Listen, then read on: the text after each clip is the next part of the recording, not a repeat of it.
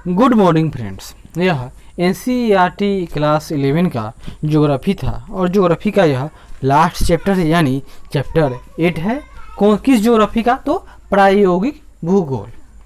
और आज क्या देखेंगे हम लोग? तो मौसम यंत्र, मानचित्र तथा चार्ट के बारे में थोड़ी सी जानकारी प्राप्त करेंगे। तो देखते हैं, मौसम मतलब क्या होता है? किसी समय का जो तत्कालिक माहौल है, तत्कालिक तापमान में परिवर्तन, वर्षा या विभिन्न तरह की मौसमी यानी कि जलवायु नहीं कहेंगे उसको, तापमान, वर्षा, इन सब में जो अंतर है, डिफरेंस है, उसी को मौसम वहाँ का कहा जाता है। और यही अगर बहुत लंबे समय तक चलता रहे तो उसको क्या कहेंगे? वहाँ का जलवायु कहेंगे।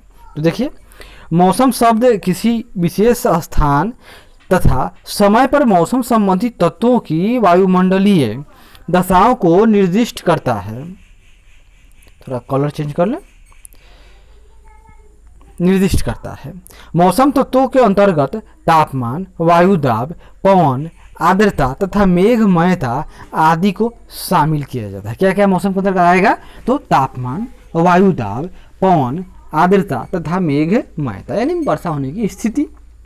प्रतिदिन मौसम विज्ञान विभाग द्वारा विश्व के विभिन्न मौसम केंद्रों से प्राप्त प्रेक्षणों के आधार पर मौसम मानचित्र बनाए जाते हैं। और आपको पेपर में या टीवी न्यूज में या रेडियो जहाँ भी देखिए या गूगल पर देखिए, सब जगह आपको वहाँ का वेदर प्राप्त हो जाएगा। विश्व के विभिन्न मौसम केंद्रों से प्राप्त प्रेक्षणों के आधार पर मौसम मानचित्र बनाए जाते हैं। भारत में नई दिल्ली स्थित भारतीय मौसम विभाग द्वारा मौसम संबंधी जानकारियों को एकत्रित एवं प्रकाशित किया जाता है, जो कि मौसम पूर्वानुमानों के लिए भी उत्तरदायी होते हैं। और हाल ही में चर्चा में क्यों रहा था? क्योंकि भारत सरकार के द्वारा भारत के मौसम विभाग अब पाकिस्तान यानी पाक अधिकृत कश्मीर के भी गिलगित बाल्टिस्तान को भी मौसम जारी कर रही है। भारतीय मौसम विज्ञान विभाग के बारे में थोड़ा जान लीजिए। भारतीय मौसम विभाग यानी आईएमडी की स्थापना 1875 में की गई थी, जिसका मुख्यालय कलकत्ता में था। लेकिन अब इसका मुख्यालय कहाँ है? तो दिल्ली में है। मौसम संबंधी पूर्वानुमान की मदद से खराब मौसम होने की संभावना होने पर या होने से पहले ही सुरक्षा उपाय करने में सहायता मिलती है। तभी तो सुनते हुए कि बंगाल के खाड़ी में या अरब सागर में जब तूफान आने वाले होते हैं, चक्रवात, तो उसका पहले ही वार्निंग दे दिया जाता है। कुछ दिन पहले मौसम का पूर्वानुमान किसानों, पोत के नाविक दल, पायलट, मछुआरों, सैनिकों आदि के लिए बहुत ही उपयोगी होता है। कुछ शब्दावली आएगा इसमें, उसको देखते हैं। पहला है मौसम। मौसम मतलब क्या? निर्दिष्ट स्थान एवं समय पर वायुमंडलीय दाब, तापमान, आर्द्रता, वर्षण, मेघमयता तथा पवन की दृष्टि से वायुमंडल की क्षणिक दशा, वही वहाँ का मौसम है। एक कारक मौसम तत्व कहा जाए। ये सब कारक हैं जो मौसम के तत्व हैं। मौसम का पूर्वानुमान किसी निश्चित क्षेत्र में आगामी 12 से 48 घंटों के दौरान मौसम की दशाओं के विषय में तर्क संगत निश्चितता का पूर्वानुमान लगाया जाना, वह क्या है? तो मौसम का पूर्वानुमान है। मौसम प्रेक्षण, यह क्या है? मौसम प्रेक्षण देखते हैं। विश्व स्तर पर मौसम संबंधी प्रेक्षणों को 3 स्तरों पर अभिलिखित यानी बांटा जा सकता है या वर्गीकृत। ये हैं धरातलीय वेधशालाएं, उपरितन वायु वेधशाला यानी अंतरिक्ष या हवाई जहाज या किसी ऊंचे प्लेटफॉर्म पर स्थित वेधशाला, इसे मुख्य रूप से सैटेलाइट संबंधी, और अंतरिक्ष स्थित प्रेक्षण प्लेटफॉर्म यानी अंतरिक्ष यानी सिंपल इसमें सैटेलाइट आ जाएगा। ये प्रेक्षण संयुक्त राष्ट्र की एक विशेषीकृत एजेंसी विश्व मौसम विज्ञान संस्थान यानी WMO द्वारा संचालित होते हैं। धरातलीय वेधशाला में क्या क्या है? देखिए, एक आदर्श धरातलीय वेधशाला में अनेक मौसम तत्व जैसे तापमान, उसमें अधिकतम एवं न्यूनतम, वायु दाब, वहाँ का प्रेशर कितना है, आर्द्रता यानी ह्यूमिडिटी कितना है, मेघ यानी वर्षा होने के चांस कितना है, भाई बादल क्या हाल है, फिर पवन की दिशा मापने का यंत्र होना चाहिए, कितना पवन का रफ्तार है वह माप सकते हैं, फिर वर्षा को मापने के लिए रेन गेज तथा अभिलेख करने वाले यंत्र होते हैं। अन्य विशिष्ट वेधशालाओं में विकिरण, ओजोन, वायुमंडलीय सूक्ष्म गैस, प्रदूषण तथा वायुमंडलीय विद्युत जैसे तत्वों का भी अभिलेखन किया जाता है।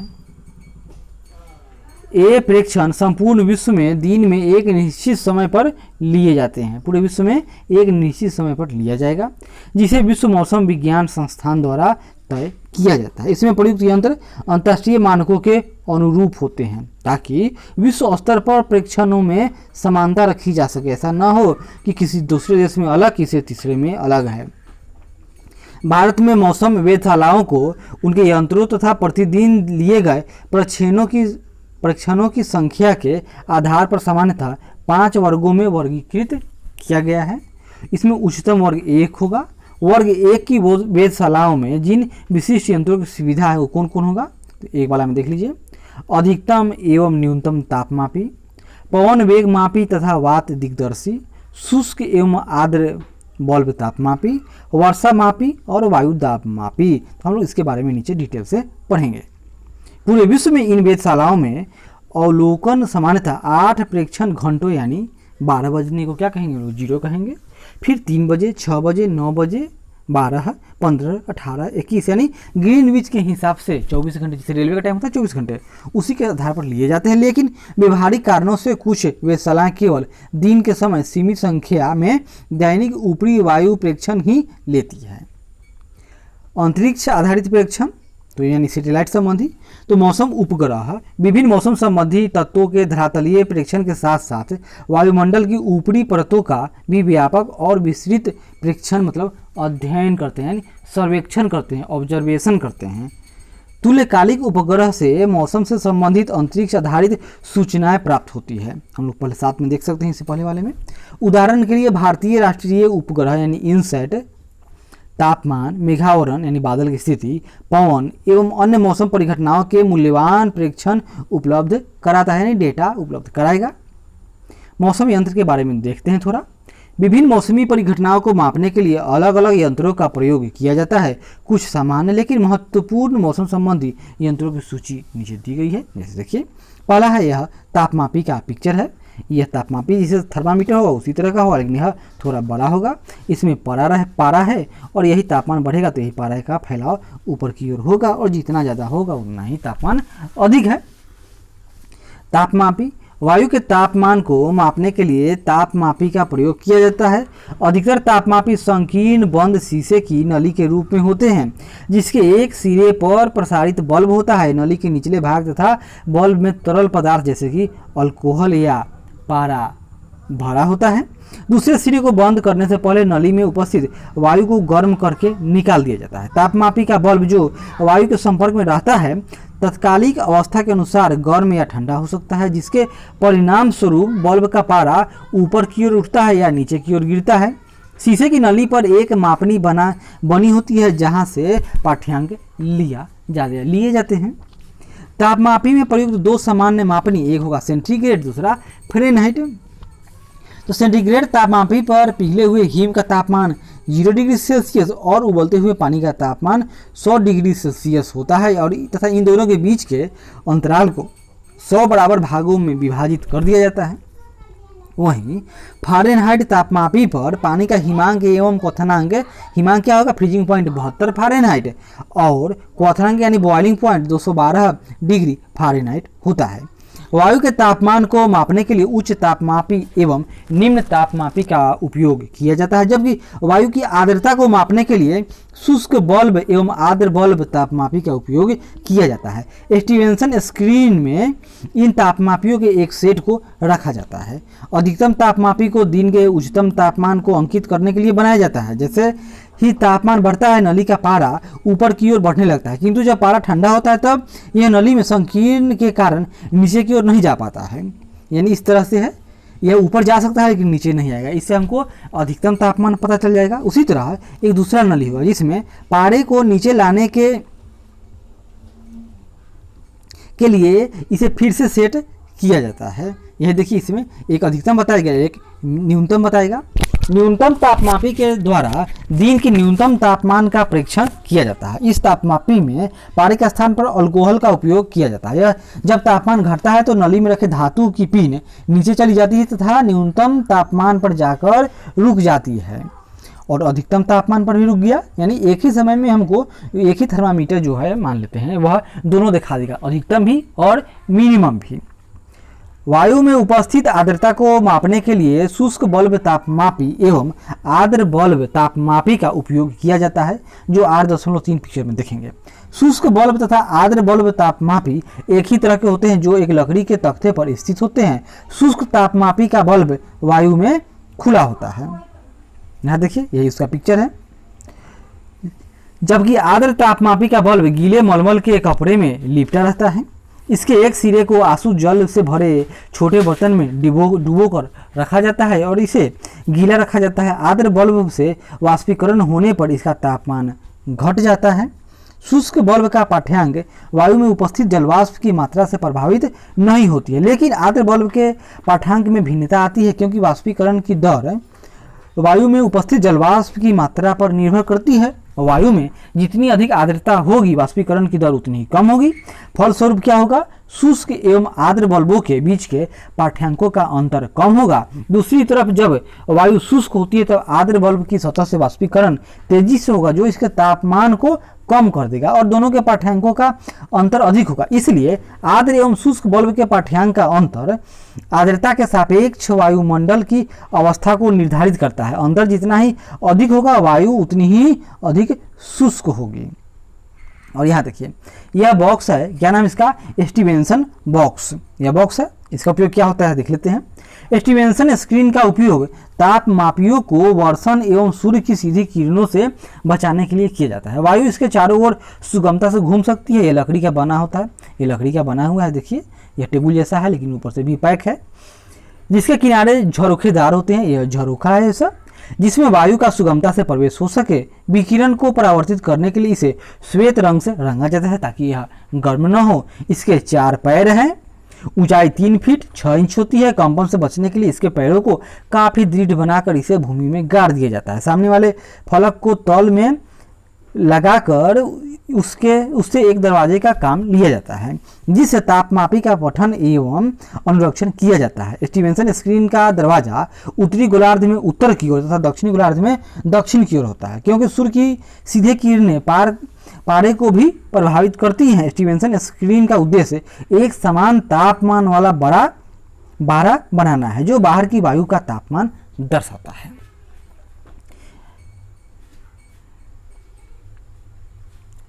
आगे देखिए, शुष्क बल्ब का पाठ्यांक वायु में उपस्थित जलवाष्प की मात्रा से प्रभावित नहीं होता है। ये तो हम लोग पढ़ ही चुके हैं। आगे देखते हैं, वायु दाब मापी।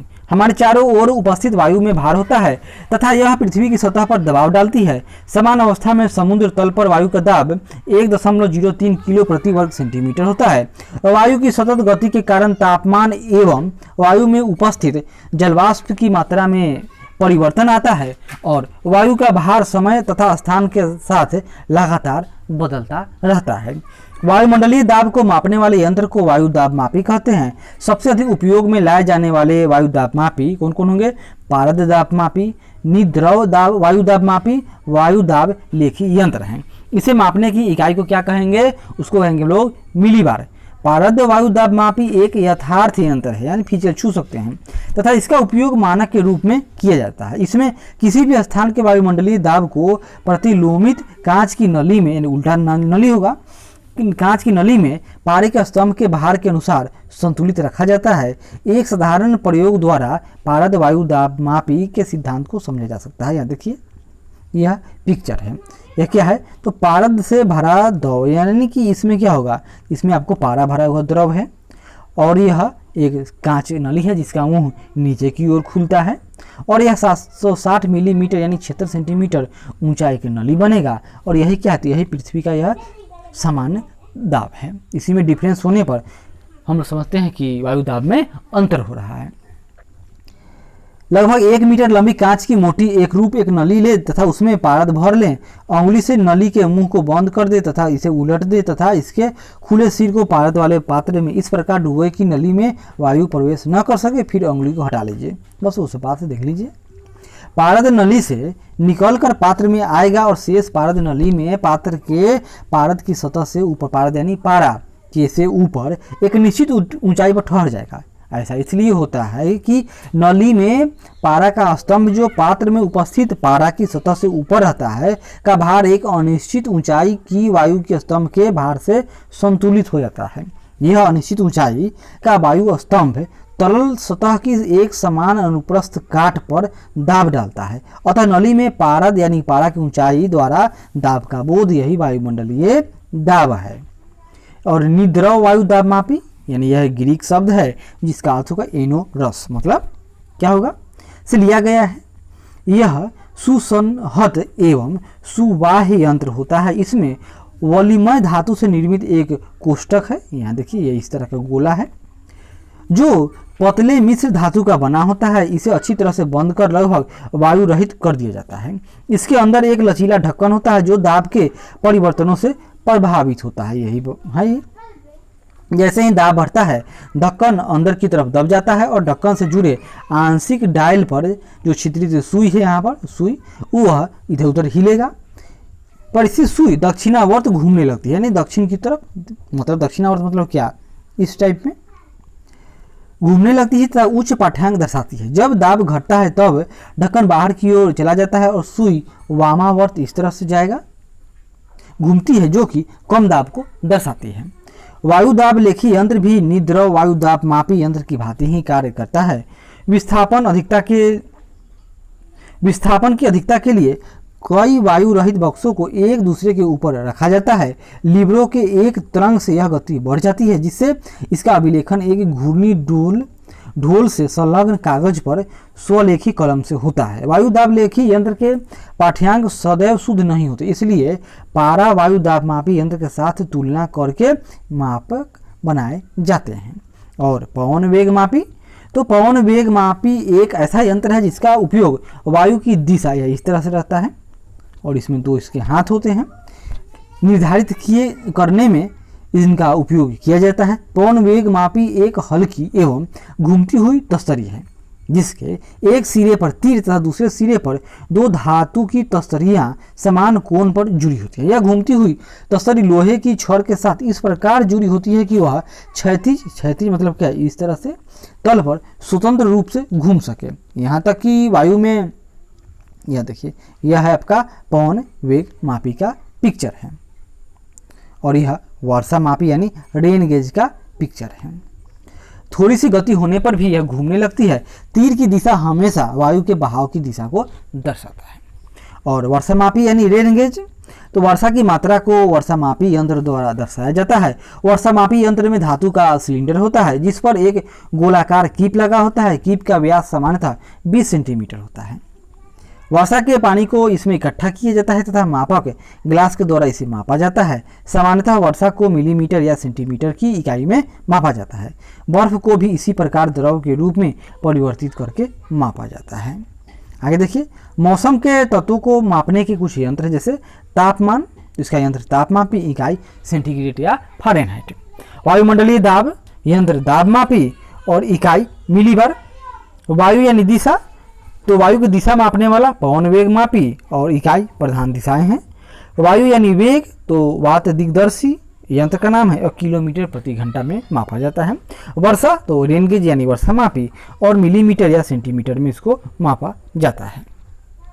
अब आगे हम लोग क्या देखेंगे, अब आगे है मौसम मानचित्र एवं चार्ट। तो वीडियो कितना बड़ा हो गया, लगभग 18 मिनट का हो चुका है। चलिए बढ़ते हैं। तो मौसम मानचित्र पृथ्वी या उसके किसी भाग के मौसमी परिघटनाओं का समतल धरातल पर प्रदर्शन है। एक निश्चित दिन में ये विभिन्न मौसम तत्व जैसे तापमान, वर्षा, सूर्य का प्रकाश, मेघमयता, वायु की दिशा एवं वेग इत्यादि की अवस्थाओं के बारे में बताता है। सबसे पहले सन 1868 में एडमंड हिलरी ने 30 डिग्री उत्तर एवं दक्षिणी अक्षांशों के लिए एक मानचित्र का प्रकाशन किया था जिसमें व्यापारिक पवनों तथा प्रचलित मानसून पवनों की दिशाओं को प्रदर्शित किया गया था और निश्चित घंटों पर लिए गए प्रेक्षणों को कोड के द्वारा पूर्वानुमान केंद्रों पर प्रेषित किया गया। यानी एडमंड हिलरी ने ही सबसे पहले क्या किया, तो मौसम का अनुमान लगाया। केंद्रीय कार्यालय इन सूचनाओं का अभिलेख रखता है जिसके आधार पर मौसम मानचित्र बनाए जाते हैं। ऊपरी वायु प्रेक्षणों को पहाड़ी स्टेशनों, वायुयानों, पायलट गुब्बारों आदि के द्वारा प्राप्त करके अलग से अंकित किया जाता है। भारतीय मौसम विज्ञान की स्थापना के बाद से ही मौसम मानचित्रों एवं चार्टों को नियमित रूप से तैयार किया जाता है। मौसम वेधशालाएं आंकड़ों को पुणे स्थित केंद्रीय वेधशाला को दिन में 2 बार भेजती है और भारतीय समुद्रों में चलने वाले जहाजों पर भी आंकड़े एकत्र किए जाते हैं। अंटार्कटिका में मौसम वेधशाला की स्थापना अंतर्राष्ट्रीय भारतीय महासागरीय अभियान चलाने तथा रॉकेट एवं मौसम उपग्रहों के छोड़े जाने से मौसम पूर्वानुमान एवं प्रेक्षण के क्षेत्र में अच्छी प्रगति हुई है। दूसरा है मौसम चार्ट। तो देखते हैं क्या है। विभिन्न मौसम वेधशालाओं से प्राप्त आंकड़े पर्याप्त एवं विस्तृत होते हैं, अतः एक चार्ट पर बिना कोडिंग के नहीं दिखाया जा सकता, नहीं तो समझने वाला समझते ही रह जाएगा। कोडिंग के द्वारा कम स्थान में सूचनाएं देकर चार्ट की उपयोगिता बढ़ जाती है। इन्हें सिनाप्टिक मौसम चार्ट कहते हैं तथा जो कोड प्रयोग में लाए जाते हैं उसे मौसम विज्ञान प्रतीक कहते हैं।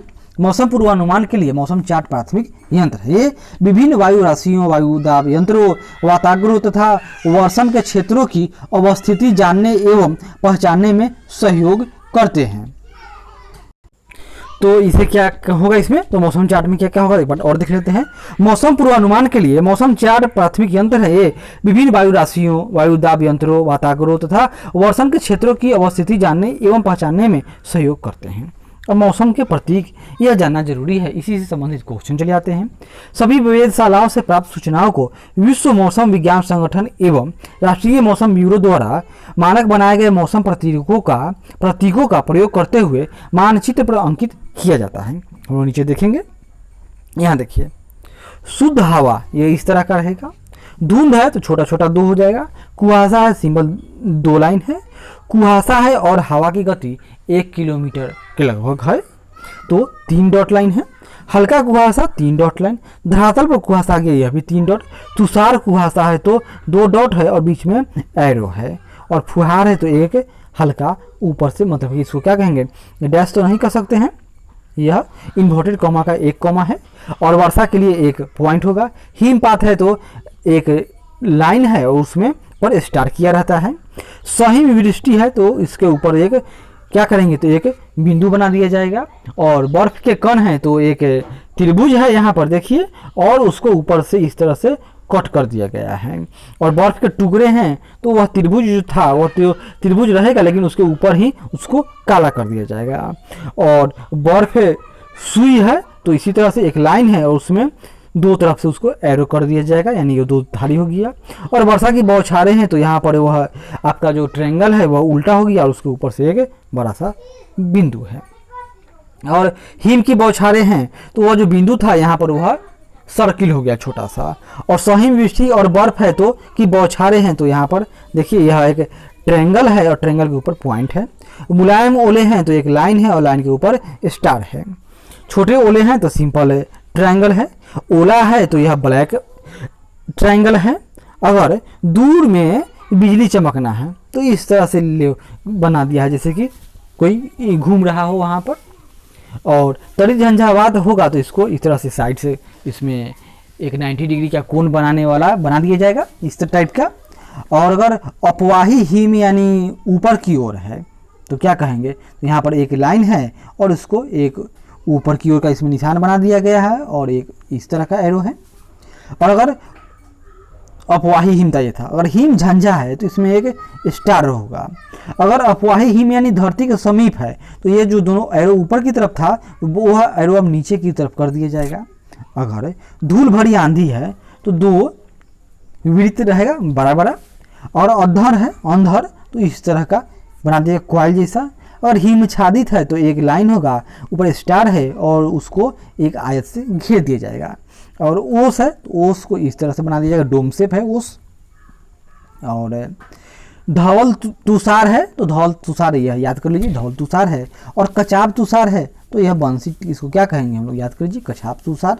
और मुलायम तुहीन है, मुलायम तुहीन तो इसको सिंपल याद कर लीजिए, यही मुलायम तुहिन हो गया।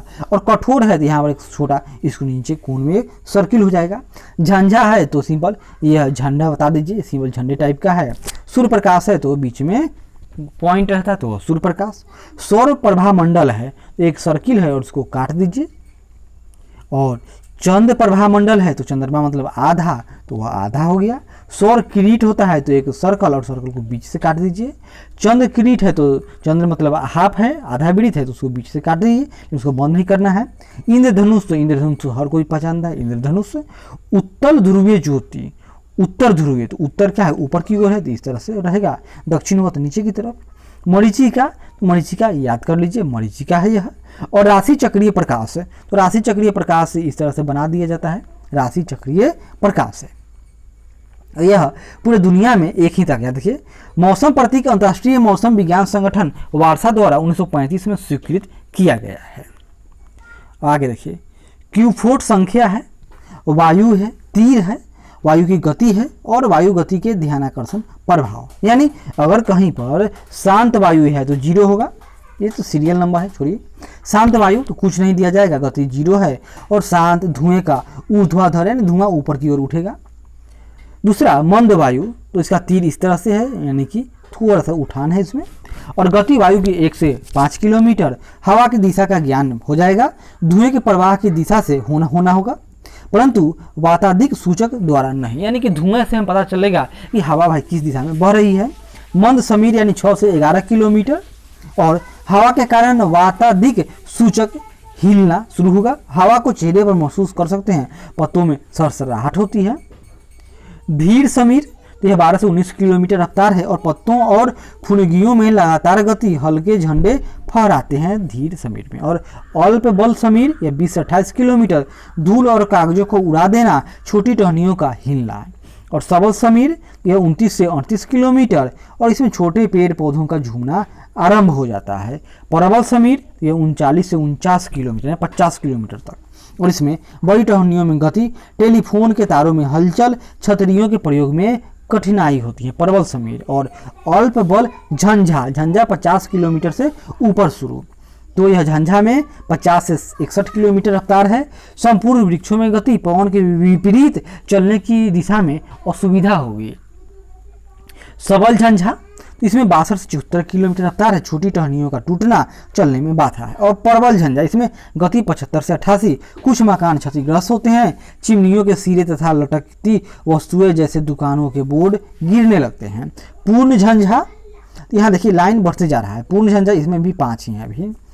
तो इसमें क्या होगा, स्पीड 89 से 102, पत्तों का जड़ों से उखड़ना, मकानों में काफ़ी क्षति होती है। तूफान यहाँ 6 आ जाएगा, यह जो लाइन है 6 हो गया, स्पीड 103 से ज़्यादा है और कभी कभी आते हैं, बहुत अधिक क्षति होती है। हरिकेन का प्रबंधन, यह 118 किलोमीटर से ज़्यादा स्पीड होगा इसका और यह अत्यधिक विनाशकारी होते हैं। जलवायु आंकड़ों का मानचित्रण, तो यहाँ देखिए जलवायु के बहुत से आंकड़े रेखा प्रतीकों के द्वारा प्रदर्शित किए जाते हैं। उनमें सबसे प्रचलित समुद्रिक रेखाएं हैं। इन समुद्रिक रेखाओं को मानचित्र पर समान रेखाओं के रूप में दर्शाया जाता है। ये रेखाएं ऐसे स्थानों को मिलाती हैं जिनके तापमान, वर्षा, वायु दाब, सूर्य प्रकाश, मेघ आदि के औसत मान एक हों। इस प्रकार की कुछ रेखाएं, जैसे यहाँ देखिए समदाब रेखा, यानी समान दाब, वायु दाब वाले स्थानों को मिलाने वाली रेखा। समताप रेखा, समान ताप वाले स्थानों को मिलाने वाली रेखा।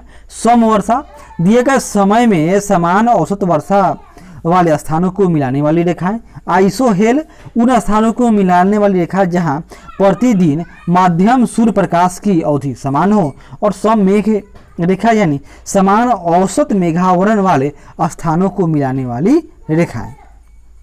आगे देखते हैं, आगे है मौसम मानचित्र का निवर्चन। यह कैसे होगा, ऊपर दी गई सूचनाओं के आधार पर हम एक मौसम मानचित्र का विश्लेषण कर सकते हैं तथा देश के विभिन्न भागों में विद्यमान मौसमी दशाओं के समान प्रतिरूप को समझ सकते हैं। नीचे मैप दिया हुआ है, इसमें क्या दिखेगा, भारत में मई के महीनों में प्रचलित सामान्य मौसमी दशाओं को दिखाया गया है। यहाँ वायु दाब की सामान्य वृद्धि उत्तर एवं दक्षिण पूर्व की ओर है। वायु दाब की वृद्धि है, यानी हाई प्रेशर, जो 2 अल्प वायु दाब केंद्र को पहचान पहचाना जा सकता है। एक अल्प वायु दाब का केंद्र कहाँ है, राजस्थान में है, तथा दूसरा बंगाल की खाड़ी के ऊपर है। बंगाल की खाड़ी पर निम्न दाब केंद्र विकसित होता है, जिससे संकेंद्रीय समदाब रेखाओं के द्वारा दर्शाया जाता है, जहां न्यूनतम वायु दाब 996 मिलीबार होता है। भारत के दक्षिणी भाग के ऊपर आकाश अधिकांशतः बादलों से घिरा होता है। दूसरी ओर भारत के मध्य भाग में आकाश सामान्यतः साफ रहता है। पूर्वी तट के दक्षिणी भाग में पवनों की दिशा अधिकांशतः स्थल से समुद्र की ओर वामावर्त दिशा में, यानी घड़ी की सुई के अपोजिट दिशा में चलती है। हम लोग 8.13 का अध्ययन करते हैं, तो देखते हैं क्या स्थिति है इसमें। यह मैप है, यह मौसम मानचित्र सोमवार 7 मई का है। समय है 8:30। और यह कैसा मैप है, तो यहाँ देखिए, यह जो 1000 प्लस से लेकर 1008 है, 1012, ये सब क्या है, तो ये सब समदाब रेखाएं हैं। क्या है, तो समदाब रेखाएं हैं। क्लियर है। और यहाँ देखिए 996, यह सबसे कम दाब का क्षेत्र तमिलनाडु के पास में उत्पन्न हुआ है, यहाँ पर 996 है। और एक और कम होगा, दूसरा कहाँ कम है, तो 1008 के लगभग में कहाँ है, तो यह आपको राजस्थान के समीप है। और यहाँ देखिए नीचे बहुत सारे डॉट हैं, पॉइंट है, सबका यहाँ पर नीचे विवरण दिया गया है। जिसमें विंड क्या है, तो डायरेक्शन ऑफ वेव, यानी डब्ल्यू बराबर क्या है, डायरेक्शन ऑफ वेव, यानी तरंग की जो दिशा को दर्शाता है। सी ए मतलब काम स्थिति सामान्य है। एस एम यानी स्मूथ नॉर्मल है। एस एम सी एम यानी कम यानी शांत है। एस एम यानी स्मूथ है। एस एल यानी स्लाइट, एम ओ डी यानी मॉडरेट, और आर ओ मतलब रफ हो जाएगा। और वेरी वी आर ओ यानी वेरी रफ। एच आई यानी हाई, वी एच आई बराबर वेरी हाई, पी एच बराबर फेनी मोनल है। मतलब और ये सब दिया हुआ है यहाँ पर, स्काई का मैप, ये सब आराम से पढ़िएगा, आराम से आपको समझ में सब चला आएगा। और यहाँ भारत का मौसम मानचित्र बुधवार 2 जनवरी का लिया गया है। इसमें देखिए इस समय क्या होगा, यहाँ पर जो भारतीय मुख्य भूमि है, इसका जो वायु प्रेशर, एयर प्रेशर है, वह 10,020 पाकिस्तान में है। भारत में 10,034 की जो समदाब रेखा है, यह भारत के बीचों बीच से होकर गुजरती है। लेकिन इसी समय अंडमान में क्या है, 1012 है। और आगे दक्षिण की ओर बढ़ेंगे तो हिंद महासागर में 1010 है। यानी कि इस समय जो भारत का लैंड है, यहाँ पर हाई प्रेशर है और महासागर में लो प्रेशर की स्थिति है। सबसे अधिक हाई प्रेशर कहाँ है, तो जम्मू कश्मीर यानी कि भारत के पहाड़ी क्षेत्रों पर है।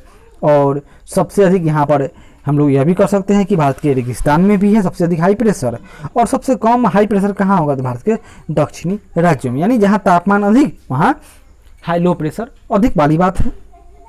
आगे बढ़ते हैं। और यह भारत का औसत वायु दाब एवं तापमान जनवरी का है। तो औसत दाब देख लेते हैं पहले। तो श्रीनगर में इस समय 220 था। और सबसे कम कहाँ है यहाँ पर, तो 219। तो आप 19 की जो 219 की समदाब रेखा है, ये आपको इस तरह से, यानी कि लखनऊ, पटना, भोपाल होते हुए चंडीगढ़ होते हुए गुजर जाती है। 218 की समदाब रेखा 1819, तो यह भी ऊपर पंजाब में है। और थार डेजर्ट में क्या है, तो 219 की समदाब रेखा है। और इसी तरह से तापमान में देखिए तो 20 डिग्री तापमान नागपुर के पास में है अभी। और यानी 20 डिग्री का जो तापमान है, यही कर्क रेखा के समानांतर है लगभग, यानी यही भारत का इस समय औसत तापमान है। और जो समुद्र की ओर बढ़ेंगे तो समुद्र की ओर की जो समदाब रेखा है, यह 213 है, जो भारत के दक्षिणी क्षेत्र से होते हुए अंडमान से होकर गुजरती है। इसको आराम से ध्यान से देखिए, सब कुछ हम सही समझ में आएगा। भारत का औसत वायु दाब एवं तापमान जुलाई का है। तो देखिए जुलाई में क्या होगा, वही जो पहले भारत का लैंड हाई प्रेशर था, अब वह लो प्रेशर होगा। यहाँ देखिए तिब्बत में 1000 मिलीबार की दाब रेखाएं हैं। और श्रीनगर में 998 है, लेकिन तापमान 20 डिग्री है, जो उस समय वहाँ पर बहुत ऊपर वाले में देखते हैं तापमान। तो ऊपर वाले में यहाँ पर तापमान की जो रेखा है वह क्या थी, तो इस समय 10 डिग्री की समताप रेखा है, जो जम्मू कश्मीर से होते हुए अरुणाचल प्रदेश तक को जाती है। वही जुलाई में तापमान क्या है, तो 20 डिग्री की समताप रेखा है, जो जम्मू कश्मीर से होते हुए और इधर अरुणाचल प्रदेश को जाएगी। और यहाँ पर भारत के डेजर्ट में 997 की समदाब रेखा है, जो कि बहुत ही कम कहेंगे, क्योंकि इस समय समुद्र का स्थिति देख लीजिए, समुद्र में जो भारत का केरल है दक्षिणी क्षेत्र की जो समदाब रेखा है यह 1000 के ऊपर ही है और थार डेजर्ट में 1000 के अंदर है। यानी कि भारत में अभी क्या है, तो भारत में थार डेजर्ट आकर्षित करेगा, अतः समुद्र से हवाएं थार डेजर्ट की ओर यानी भारत के मैदानी भागों की ओर चलेंगी। यही कारण है कि भारत में गर्मी के दिनों में वर्षा होती है। जनवरी माह में सर्दियों के समय भारत की सामान्य मौसमी दशाओं को दर्शाया गया है। यहाँ पर वायुदाब की सामान्य वृद्धि दक्षिण से उत्तर की ओर है, यानी वायुदाब मतलब कि तापमान दक्षिण से उत्तर की ओर कम है, अतः वायुदाब दक्षिण से उत्तर की ओर अधिक है। वही स्थिति गर्मी के दिनों में यानी जून जुलाई में अपोजिट है। उस समय दक्षिण से उत्तर की ओर तापमान अधिक है, अतः उस समय दक्षिण से उत्तर की ओर बढ़ने पर जो मतलब कि एयर जो वायुदाब है वो घटते चला जाएगा, यानी कि उत्तर में लो प्रेशर, दक्षिण में हाई प्रेशर है। और भारत के पूर्वी भाग में उच्च वायुदाब क्षेत्र विकसित होने के साथ लगभग संपूर्ण देश में आसमान साफ रहता है, जनवरी की बात है। और 1018 मिलीबार की सर्वोच्च समदाब रेखा राजस्थान से होकर गुजरती है, यानी हाई प्रेशर बहुत है। तो भारत में अभी क्या है, तो पृथ्वी चक्रवात की स्थिति है, यानी कि वायुमंडल साफ है। कुछ क्वेश्चन आंसर दिए गए हैं, थोड़ा देख लेते हैं क्या है भाई, पढ़ते हैं। प्रत्येक दिन के लिए भारत के मौसम मानचित्र का निर्माण कौन सा विभाग करता है, तो कौन करेगा, भारतीय मौसम विभाग। उच्च एवं निम्न तापमापी में कौन से दो द्रवों का प्रयोग होगा, तो पारा और अल्कोहल। समदाब वाले रेखाओं को जोड़ने वाली रेखाओं को समदाब रेखा कहेंगे। मौसम पूर्वानुमान का प्राथमिक यंत्र क्या है, मौसम अगर पूर्वानुमान लगाना है उसका प्राथमिक यंत्र तो दाब तापमापी, मानचित्र या मौसम चार्ट। सिंपल बात है, आपको सबसे पहले अगर कोई प्राथमिक यंत्र है तो तापमापी ही सबसे प्राथमिक यंत्र है। अगर वायु में आर्द्रता अधिक है तब आर्द्र एवं शुष्क बल के बीच पाठ्यांक का अंतर कितना है, अगर आर्द्रता अधिक है तो डिफरेंस कम होगा, अगर आर्द्रता कम है तो डिफरेंस अलग होगा। निम्नलिखित प्रश्नों के उत्तर लगभग 30 शब्दों में, ये तो आप अपने से भी दे सकते हैं। तो आशा करते हैं कि यह प्रयास अच्छा लगे तो जरूर लाइक करें, शेयर करें, कमेंट करें और सब्सक्राइब करें। धन्यवाद। और अगले चैप्टर में यानी अब हम लोग एक थोड़ा सा बचा हुआ है, यानी चैप्टर 7 के बारे में थोड़ा बचा हुआ उसको पढ़ लेंगे और उसके बाद हम लोग क्लास 12 में आएंगे। तब तक धन्यवाद। आशा करते हैं कि यह प्रयास अच्छा लगे तो जरूर लाइक करें, शेयर करें, कमेंट करें और सब्सक्राइब करें।